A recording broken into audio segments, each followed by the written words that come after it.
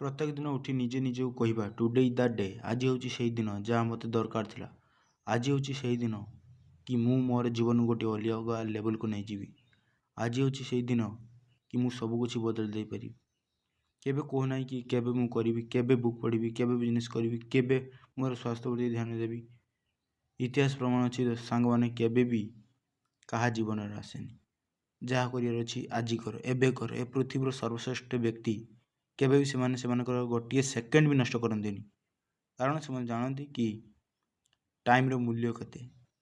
ହୋଇପାରେ କି ତୁମେ ଜୀବନର ଠିକ୍ ବାଟରେ ଚାଲି ନପାର କିମ୍ବା ଠିକ୍ ପରିସ୍ଥିତିରେ ନଥାଇପାର।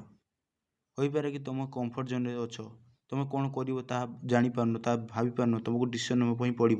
ସେହି ଡିସିସନ୍ଟି କ'ଣ ହେବ ନିଜେ ନିଜକୁ ପଚାରିବାର ଅଛି।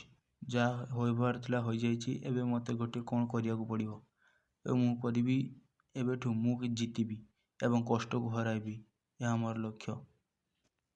ମୁଁ କମ୍ଫର୍ଟ ଜୋନ୍ରୁ ବାହାରି ଗୋଟିଏ ମାହୋଲ ତିଆରି କରିବି ଯାହା ମୋତେ କିଛି କରିବାକୁ ଫୁଲ୍ ଏନର୍ଜି ଦେବ ଏବଂ ଏ ଦୁନିଆ ମୋର ଅସଲି ତାକତ ଦେଖିବ।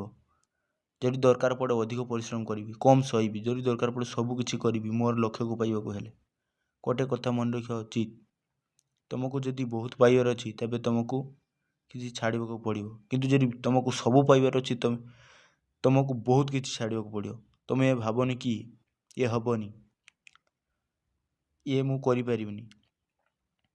ଯଦି ଗୋଟିଏ କାମରେ ଫୁଲ୍ ଏଫର୍ଟ ଦେଉଛ, ଯଦି ବି ନ ହେଉଛି ତାହେଲେ ତୁମ ମନରେ ସେତେବେଳେ ଦୁଃଖ ରହିବନି କି ମୁଁ ମୋର 100% ଏଫର୍ଟ ଦେଇନଥିଲି। ସେତେବେଳକୁ ତୁମ ରିଗ୍ରେଟ୍ ହେବନି, ରିଗ୍ରେଟ୍ ଫିଲ୍ କରିବନି କି ମୁଁ ମୋର 100% ଦେଇନଥିଲି।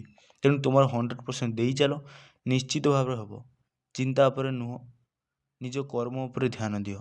ଗୋଟିଏ ଦିନ ତୁମର କାହାଣୀ ତିଆରି କରିବ। ତୁମର ଏଇ ସକ୍ସେସ୍ ତୁମକୁ ଦିନେ ଦିନେ କନ୍ଦେଇ ଦେବ କି ମୁଁ ଏହା କରିଥିଲି, ସେଥିପାଇଁ ମୁଁ ସକ୍ସେସ୍ ପାଇଛି। ଚୁପଚାପ କରିଚାଲ, କାହାରି କିଛି କୁହ ନାହିଁ। ଦେଖିବ ତୁମେ ଦିନେ ଦିନେ 100% ସକ୍ସେସ୍ ମିଳିବ ତୁମକୁ।